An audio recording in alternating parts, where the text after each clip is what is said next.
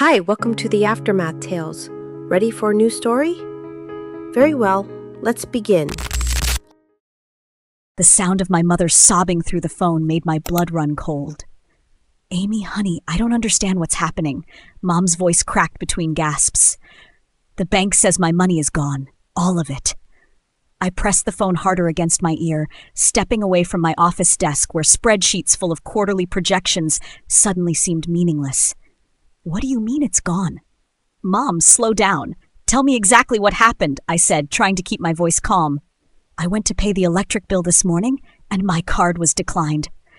Declined, Amy? So I drove to the bank thinking there was some mistake, and her voice broke completely. The teller showed me the statements. 3 months, Amy. For 3 months, money has been disappearing from my account. Little amounts at first, then bigger ones.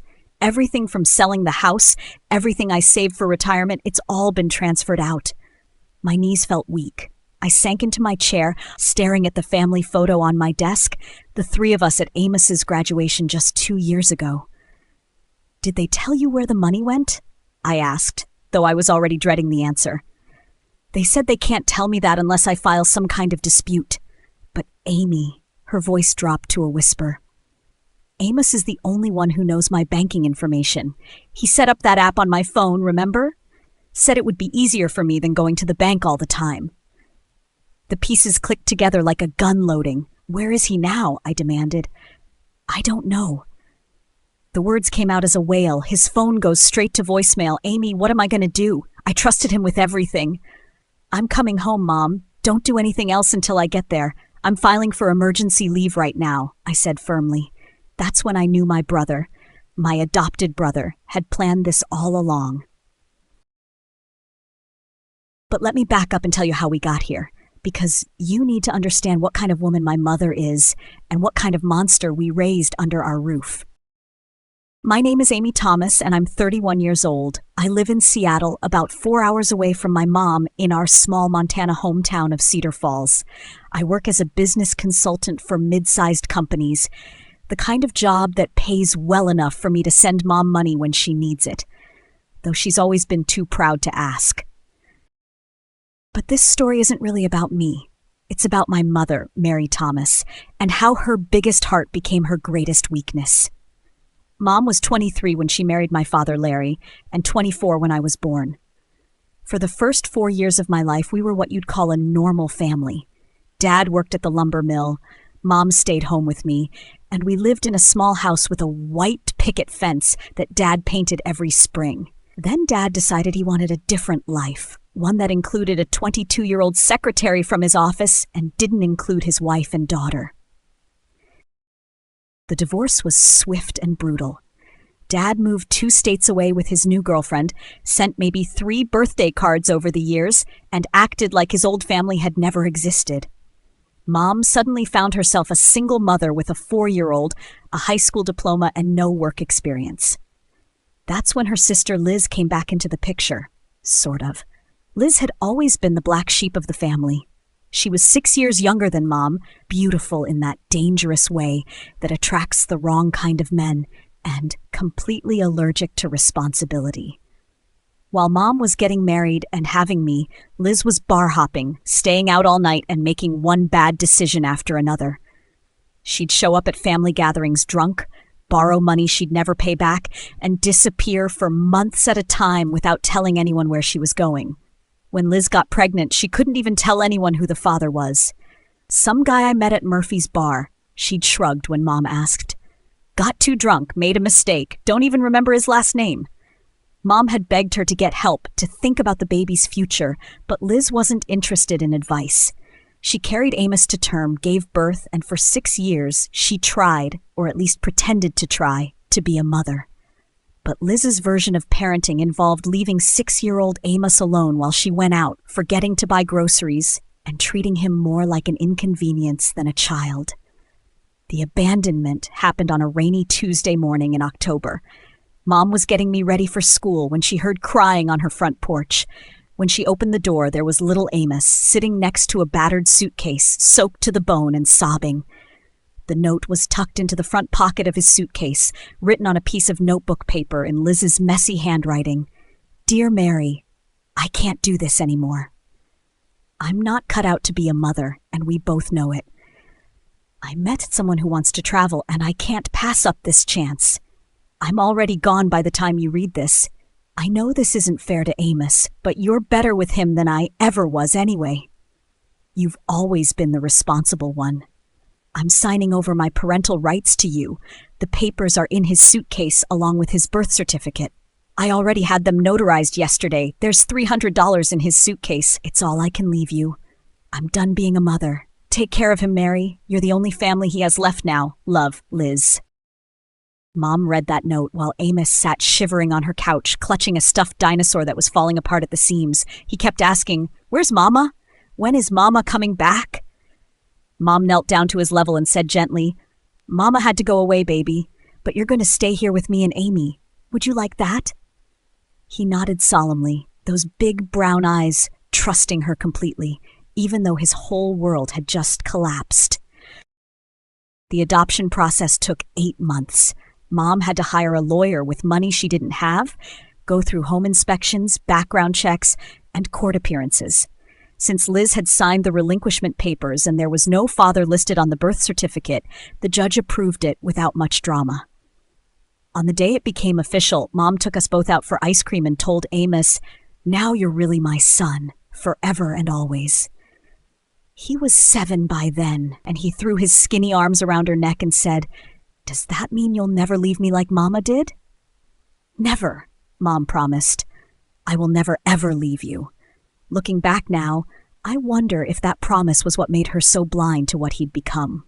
After the adoption, our little family of 3 fell into a rhythm that worked, even if it was exhausting for Mom. She took on a second job, nights at the 24-hour gas station on Highway 12, because raising 2 kids on an insurance clerk's salary wasn't cutting it.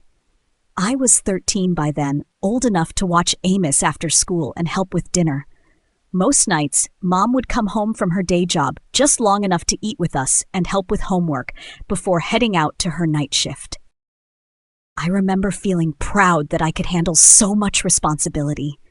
I'd walk Amos to school in the mornings, pick him up in the afternoons, and make sure he did his homework before Mom got home. On weekends, when Mom was too tired to do much besides sleep and laundry, I'd take him to the park or the library. But Amos was never any trouble. If anything, he was almost too good. He never complained about Mom working all the time, never asked for things we couldn't afford, and always said yes, ma'am, and thank you. He was polite to my friends, helpful around the house, and got straight A's without anyone having to nag him about it. "That boy is an angel," Mom would tell her friends at church. "Never gives me a moment's worry." And he really didn't. While other parents complained about teenage rebellion, Amos sailed through high school as the model son. He played baseball, not because he loved it, but because Mom had scraped together money for the equipment, and he didn't want to disappoint her. He worked part-time at the grocery store and gave Mom half his paycheck without being asked. He even dated a sweet girl named Jennifer, whose parents approved of him completely. When he graduated as valedictorian, Mom cried through his entire speech. She'd worked double shifts for weeks to afford his cap and gown, and seeing him up there accepting a full scholarship to the state university, well, it was like watching all her sacrifices pay off at once. "I'm so proud of you both," she told us that night at dinner. "Amy, you helped me raise him into such a good man. And Amos, you're everything I could have hoped for in a son." He smiled that perfect smile of his and said, "I owe it all to you, Mom. You saved me." Even I believed him then. College was supposed to be the beginning of his real life, but Mom still worried constantly. She'd send him care packages filled with his favorite cookies and $20 bills she could barely afford. When he called, which was every Sunday religiously, she'd hang on every word about his classes, his friends, his plans for the future. "Engineering," she'd tell anyone who'd listen. "My son's going to be an engineer." When Amos came home for Christmas during his junior year, something was different. He seemed more confident, more worldly. He'd grown a goatee and started wearing nicer clothes, button-down shirts instead of t-shirts, leather shoes instead of sneakers. "You look so sophisticated," Mom gushed, and he just smiled that charming smile. That's when he first mentioned Mom's old-fashioned way of handling money. "You know, Mom, you could save so much time if you did your banking online," he said one evening as she sat at the kitchen table paying bills with paper checks. "And you'd never have to worry about overdraft fees or forgetting to deposit a check." Mom looked skeptical. "I don't trust all that computer stuff. What if someone steals my information?" she asked. "That's actually less likely than someone stealing mail from your mailbox," Amos said smoothly. "Banks have incredible security now, and think about it. You wouldn't have to drive to the bank every time you need to check your balance or transfer money." I was visiting for the holidays too, and I remember thinking it was sweet how he wanted to help her modernize. "He's right, Mom. Online banking is really convenient," I agreed. So Amos spent that Christmas break setting everything up. He downloaded the banking app on her phone, created her username and password, and walked her through how to check her balance. He even set up automatic bill pay for her utilities. "See how easy that was?" he said after showing her the third time. "Now you don't have to worry about late fees." Mom was hesitant at first, but when she saw how much simpler it made things, she was grateful. "I don't know what I'd do without you, honey. You're always looking out for me," she said with such appreciation. What we didn't know, what I didn't realize until it was too late, was that when you set up online banking on someone else's phone and you know their username and password, you can access their account from anywhere. From your own phone, from your laptop in your dorm room, from wherever you are when you decide to start stealing from the woman who saved your life. The transfers started small that spring semester. $20 here, $50 there. Amounts that wouldn't raise any red flags, that could easily be mistaken for Mom's own spending. By the time Amos graduated that May, he'd probably taken a few $100s total. Pocket money, really, compared to what was coming. Mom was so proud at his graduation ceremony. She'd bought a new dress for the occasion, even though I knew she couldn't afford it. She cried when they called his name, and she hugged him so tight afterward that he had to laugh and tell her she was embarrassing him. "My son, the engineer," she whispered to me, beaming. That summer, Amos got a job at an engineering firm 2 hours away. "Good pay," he said, "a real career starting." He rented a small apartment and would drive home every few weeks to visit. He always brought flowers for Mom and would take us out to dinner at the nicest restaurant in town. "Business is good," he'd say when Mom worried about him spending too much. "I want to treat my girls." But I was starting to notice things, like how he'd always volunteer to help Mom with anything involving her phone or computer. How he'd casually ask about her finances. Was she saving enough for retirement? Had she thought about what to do with the money from selling the big house? And then, last year, Mom decided to downsize. "I don't need all this space anymore," Mom announced one Sunday dinner. "You kids are grown and on your own. This house is just too much for me to keep up with." She was right. The 4-bedroom house Dad had left her was more than she could handle. The roof needed repairs, the basement leaked every spring, and heating it through Montana winters was eating up half her income. "I've been looking at those cute little condos over by the community center," she continued. "Much more manageable, and I'll have neighbors nearby." Amos was immediately supportive. "That's a great idea, Mom. You could probably get a good price for this place. And think how much you'll save on utilities and maintenance," he said encouragingly. I agreed it made sense, though the idea of selling my childhood home felt strange. But when Mom's excited about something, it's hard not to get swept up in her enthusiasm. The house sold faster than any of us expected. The market was good, and Mom had always kept the place immaculate. She bought her new condo outright with cash and had $180,000 left over, plus her monthly Social Security checks depositing automatically into her account. "I've never had this much money in my life," she told me over the phone, laughing with disbelief. I keep looking at the bank statement thinking there's been some mistake. Amos helped her move into the condo that fall. He took a long weekend off work and did all the heavy lifting, set up her internet, even helped her decorate. He was so attentive, so caring. He kept saying how proud he was of her for making such a smart decision. "Now you're really set, Mom," he said as we sat in her new living room surrounded by moving boxes. "With this much in savings plus your Social Security, you don't have to worry about retirement anymore. You could probably quit one of your jobs if you wanted to." Mom's eyes got teary. "I never thought I'd be able to stop working. I always figured I'd be at that gas station until I died," she said softly. "Well, now you have options," Amos said, squeezing her hand. "You deserve to enjoy life a little." That's when the real stealing began. At first, it was still relatively small amounts, a few hundred here and there, spread out over weeks. Mom was so overwhelmed by having money that she wasn't watching the account closely. She'd check her balance occasionally and see a number that still seemed impossibly large, never noticing it was slowly shrinking. But by winter, Amos was getting bolder. $1,000 transfers, then 5,000, then 10. I think he figured she'd never notice until it was too late to stop him. And he was almost right. Mom trusted him completely, never questioned why he was always offering to help with her banking, never wondered why he knew so much about her financial business. It wasn't until 3 months ago that the transfers became massive, 20,000 at once, 30, 50, and Mom, sweet, trusting Mom, had no idea that her retirement fund was disappearing into the accounts of the boy she'd loved like her own flesh and blood. The boy who was about to leave her with nothing but an overdraft notice and a broken heart. The 4-hour drive from Seattle to Cedar Falls felt like the longest trip of my life. I kept calling Mom every hour to check on her, and each time she sounded smaller, more broken. "I just don't understand," she kept saying. "Where did I go wrong? How could he do this to me?" I didn't have answers for her. All I had was rage building in my chest, a desperate need to find Amos and make him explain himself. When I finally pulled into the parking lot of Mom's condo complex, I could see her silhouette in the window of her unit. The moment I knocked and she opened the door, she collapsed into my arms, sobbing like her heart was breaking all over again. "We're going to figure this out," I promised, even though I had no idea how.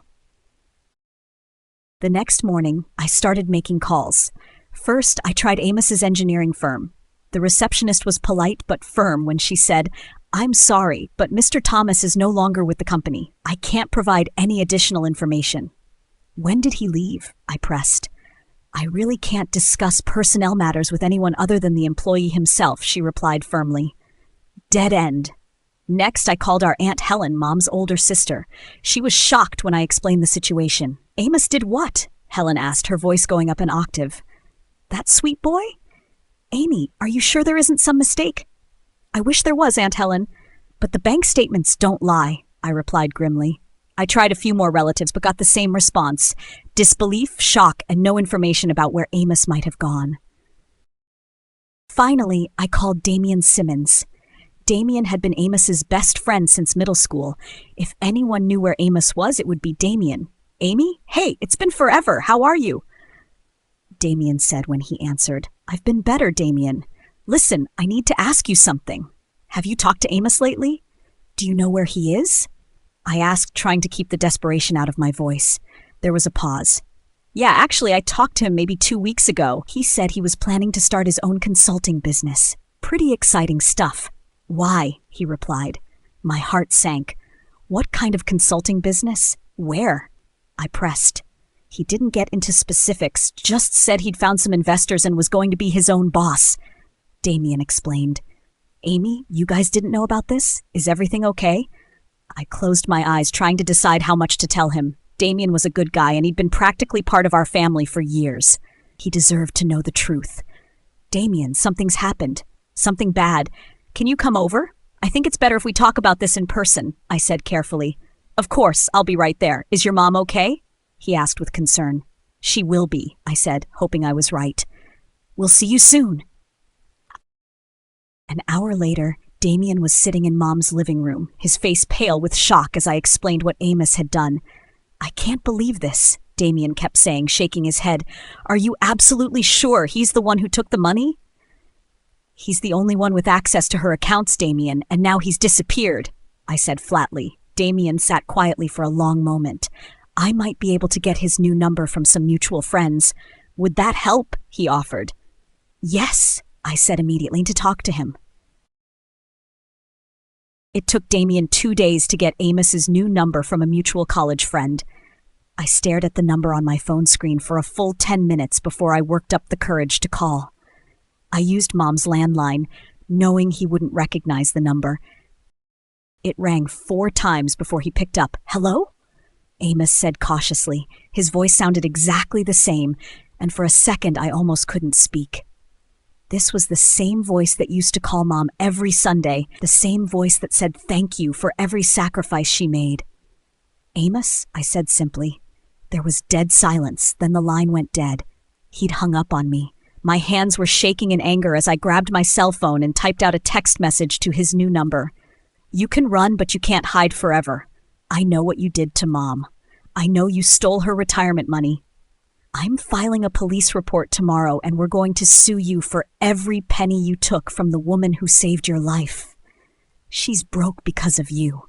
You made her cry, and I hope it was worth destroying the person who loved you most." I hit send and immediately felt sick. Part of me wanted to take it back, to try reasoning with him first. But the rational part of my brain knew that ship had sailed the moment he emptied Mom's bank account. My phone rang 6 minutes later.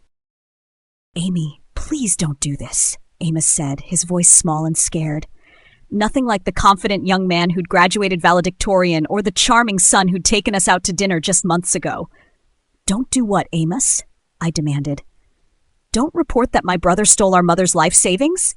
Don't try to get back the money she worked her entire life for?" "You don't understand," Amos started weakly. "Then help me understand," I yelled.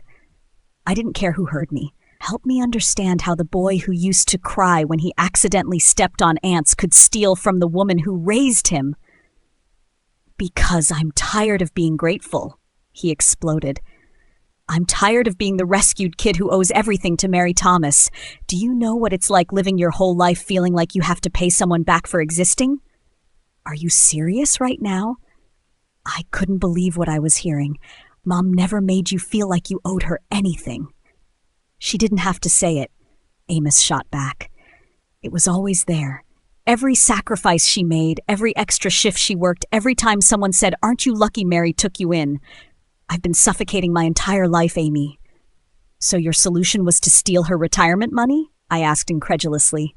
"It's not stealing," he said, and his voice was cold now, calculating. "I suffered too, you know. I lost my childhood too. I never asked to be abandoned, never asked to be passed around like a burden. Mom could have said no, could have let someone else deal with me, but instead she chose to play the martyr." I felt sick. "Mom saved you. She loved you," I said quietly. "And I'm grateful," Amos said in a tone that made it clear he wasn't grateful at all. "But I've paid my dues. 24 years of being the perfect son, the grateful adoptee. That money was my freedom, Amy. My chance to finally start fresh somewhere where nobody knows my sob story. That money was her future," I whispered. "She'll be fine," he said dismissively. "She has Social Security. She has you. She survived worse, but this was my one chance to actually live instead of just existing as someone else's charity case." "Do you even hear yourself right now?" I asked in disbelief. "I hear myself perfectly," Amos replied coldly. "I love Mom, and I love you, but I can't be trapped in this family forever. I need to be my own person, make my own way, without always being reminded that I should be grateful for basic human decency." "Where are you?" I demanded. "Starting over," he said simply. "Somewhere nobody knows me as the kid who got rescued. Somewhere I can just be Amos, not Mary's adopted son." "We trusted you," I said, my voice breaking. "And I'm sorry for that," he said, but there was no real remorse in his voice. "But I had to choose between your trust and my freedom. I chose myself for once." The line went dead. He'd hung up on me again. I sat there staring at my phone, my hands shaking with rage. The Amos I'd just talked to wasn't the brother I'd grown up with. He was a stranger who'd stolen our family's future and felt justified doing it. The next morning, I drove Mom to the police station. She'd barely slept, and her eyes were red and swollen from crying. "I never thought I'd be reporting my own son to the police," Mom said quietly as we walked through the station doors. "He's not your son anymore," I replied, surprised by the hardness in my own voice.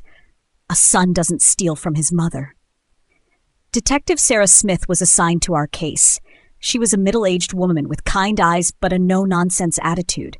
"Mrs. Thomas, I need you to walk me through exactly what happened," Detective Smith said, pulling out a notepad. Mom explained how Amos had set up her online banking, how she'd trusted him with her passwords, and how all her money had disappeared over the course of 3 months. "And you're certain it was your adopted son who made these transfers?" the detective asked. "He was the only one with access," I said firmly. "And when I confronted him yesterday, he admitted it. He said he felt entitled to the money." Detective Smith raised her eyebrows. "He admitted it? Do you have that recorded?" she asked. "No, but he said it," I replied. "He said he was tired of being grateful, that the money was his freedom." "We'll need to file a formal complaint and get copies of all the bank statements," Detective Smith explained. "This amount, $180,000, makes it grand theft, which is a felony. Since he's likely crossed state lines, it could become a federal case." "What does that mean?" Mom asked nervously. "It means we take this very seriously," the detective said firmly. "Once we issue the warrant, his information goes into the national database. Anytime a police officer anywhere in the country runs his ID, they'll see he's wanted for felony theft. He'll be arrested immediately." Mom gripped my hand. "So you can find him?" she asked hopefully. "We'll find him," Detective Smith said confidently. "People like this always make mistakes eventually. They get careless, let their guard down, and that's when we get them. With this amount of money involved, he won't be able to hide forever." After filing the police report, we went to the bank to officially dispute the transactions. The bank manager, Mrs. Whitmore, was sympathetic but realistic. "Since the transfers were made using legitimate login credentials, this will take time to investigate," Mrs. Whitmore explained. "However, given that you filed a police report, we can start the dispute process immediately. We'll work to provide you with some relief while we investigate these unauthorized transactions." "What does that mean?" Mom asked. "We'll begin our investigation right away and work to restore your funds as quickly as possible," Mrs. Whitmore said, reassuringly. "With the police report and clear evidence that these transfers weren't authorized by you for their intended purpose, we have a strong case for recovery." "How long will it take?" I asked. "These investigations do take time, but we'll keep you updated throughout the process," Mrs. Whitmore admitted. "The good news is, Mrs. Thomas, we have experience with these types of cases, and when there's clear criminal activity and police involvement, we typically have good outcomes for our customers." "So there's hope?" Mom asked quietly. "Absolutely," Mrs. Whitmore said firmly. "Don't lose hope. We're going to do everything we can to make this right." As we drove home, Mom was quiet for a long time. Finally, she spoke. "I keep thinking about when he was 7, she said softly. "The day the adoption became final. He asked me if I'd ever leave him, and I promised him I never would." "Mom," I started. "I kept that promise, Amy. Even now, even after what he's done, I still love him. But I don't think I know who he really is anymore," she said sadly. I reached over and squeezed her hand. "We're going to get through this, Mom, and we're going to get your money back," I promised. What I didn't tell her was that I hoped they caught him soon. Not just for the money, but because I needed to look him in the eye when they put him in handcuffs. I needed him to see what his freedom had cost all of us. 3 weeks passed with no word from the police. 3 long weeks of Mom jumping every time the phone rang, hoping it would be Detective Smith with news. 3 weeks of me calling the detective's office only to be told, "These things take time." The bank had started their investigation and been supportive, but there was still no concrete news about recovering the money. Mom was trying to stay positive, but I could see the worry eating away at her. She'd lost weight, wasn't sleeping well, and had started working extra shifts at the gas station again, convinced she needed to rebuild her savings from scratch. "Maybe he's smarter than we thought," she said one evening as we sat in her small living room. "Maybe he really did disappear." "He's not that smart, Mom," I replied, though privately I was starting to wonder the same thing. Detective Smith said people like him always make mistakes. The call came on a Tuesday morning at 6:47 a.m. I was barely awake when my phone rang, and I almost didn't answer the unknown number. "Miss Thomas? This is Detective Smith." "We got him," she said. I sat up so fast I nearly fell out of bed. "You found Amos?" I asked breathlessly. "He's in custody in Phoenix, Arizona. Got pulled over last night for reckless driving. Apparently he'd been drinking at some bar and was weaving all over the road. When the officer ran his license, our warrant popped up immediately," she explained. "Is he okay?" I asked, then immediately felt stupid for caring. "He's fine, drunk and sorry for himself, but fine," Detective Smith said dryly. "The Phoenix PD is holding him, and we'll start extradition proceedings to bring him back to Montana." "How long will that take?" I asked. "Could be a few days, could be a couple weeks if he fights it. But Miss Thomas, he's not going anywhere. We got him," she said with satisfaction. I was already reaching for my purse with my free hand. "I'm coming to the station, and I need to tell my mom." "Of course, I'll have the paperwork ready for you to review when you get here," Detective Smith said. After I hung up, I sat on the edge of my bed for a moment, trying to process what I was feeling. Relief, definitely. Satisfaction. But also something that felt almost like sadness, because this meant it was really over. The brother I'd grown up with was truly gone, replaced by this stranger who'd stolen from the woman who saved his life. I called Mom, and when I told her the news, she started crying. Not tears of joy or relief, but the deep, heartbroken sobs of a mother who'd lost child twice, once to abandonment and now to his own greed. "I know I should be happy," she whispered through her tears. "But Amy, all I can think about is that scared little boy who used to have nightmares. What happened to him? How did we get here?" I didn't have an answer for her. All I knew was that the scared little boy was gone, and what was left was someone who thought he deserved to steal his mother's future. "We're going to get through this, Mom," I said, the same words I'd been saying for weeks. But for the first time, I actually believed them. 2 weeks later, Amos was extradited back to Montana. He didn't fight it. Apparently, his public defender had advised him that it would only delay the inevitable and make things worse. Detective Smith called to let us know he'd arrived and was being held at the county jail pending his arraignment. "He'll be formally charged tomorrow morning," she said. "If you want to see him before then, now would be the time." I expected Mom to say no. After everything he'd put her through, after those cruel words on the phone, I thought she'd want nothing to do with him. But when I hung up and told her, she was quiet for a long moment. Then she said, "I need to see him one more time." "Mom, are you sure?" "You don't owe him anything," I said gently. "I know," she said softly, "but I need to say goodbye to the boy I thought I raised. I need to close this chapter." The county jail was a cold, sterile place that smelled like disinfectant and despair. We had to wait in a small room with plastic chairs and fluorescent lighting that made everyone look sick. When they brought Amos in, wearing an orange jumpsuit and handcuffs, I barely recognized him. He looked smaller somehow, older. The confident young man who'd taken us to dinner just months ago was gone, but when he saw Mom, his face lit up with that familiar smile. "Mom, I knew you'd come," he said, sitting down across from us at the metal table. "I knew you wouldn't abandon me." Mom stared at him for a long moment, her face unreadable. "Hello, Amos," she said quietly. "Look, I know you're mad, but we can work this out," he said quickly. "You can drop the charges, tell them it was all a misunderstanding. Family business, you know? They'll have to let me go." "A misunderstanding?" I said, unable to keep quiet. "You stole her retirement money." He shot me an annoyed look, then focused back on Mom. "Come on, Mom. If you really love me, you'll help me fix this." "That's what mothers do, right? They protect their children," he said pleadingly. Mom's voice was barely a whisper when she responded. "I could have sent you to the streets, but I didn't. I wanted to give you the life your own mother couldn't. I wanted you to escape the hardship I went through."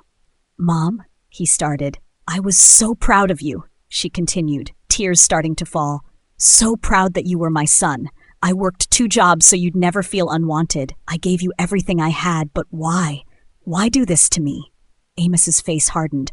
"Because I never asked for any of that. You did it for yourself, to feel good about being the savior. You want me to be grateful forever for basic human decency?" He said coldly. Mom flinched like he'd slapped her. "That was your choice, not mine," he continued coldly. "I don't owe you my whole life for it. You've ruined everything for me. I can never start over now because you called the police. If you really loved me, you would have just let me go. Let you go? Mom's voice was getting stronger. With my life savings? You'll be fine. You have Social Security. You have Amy. But now I'll have a criminal record. I'll never get another good job. You've destroyed my future, he said angrily. Mom stood up slowly, her chair scraping against the floor. She looked down at this stranger in an orange jumpsuit who had once been her little boy. You ended up just like your mother, she said quietly. But you became worse than her. What's that supposed to mean? Amos asked defensively. Liz left you with nothing but a suitcase and a note, Mom said, her voice growing stronger. You left me with nothing at all. At least she had the decency to give you to someone who would love you. I did my best, she continued. I gave you everything I had and you threw it away. Now you face the consequences. Mom, please. He started desperately. I am not your mother from now on, she said, her voice steady and final. I saved you once. I won't let you destroy me to save yourself. She turned and walked toward the door without looking back. Mom! Amos shouted, straining against his handcuffs. You can't do this to me! I'm your son! Mom paused at the door and turned back one last time. No, she said firmly. You're not. And then she walked out, leaving Amos alone with his choices and their consequences. As we drove home in silence, I reached over and squeezed Mom's hand. She was crying, but there was something different about her tears now. They weren't the broken sobs of the past few weeks. They were the tears of someone finally letting go. I loved him, she whispered. Even after everything, I still loved him.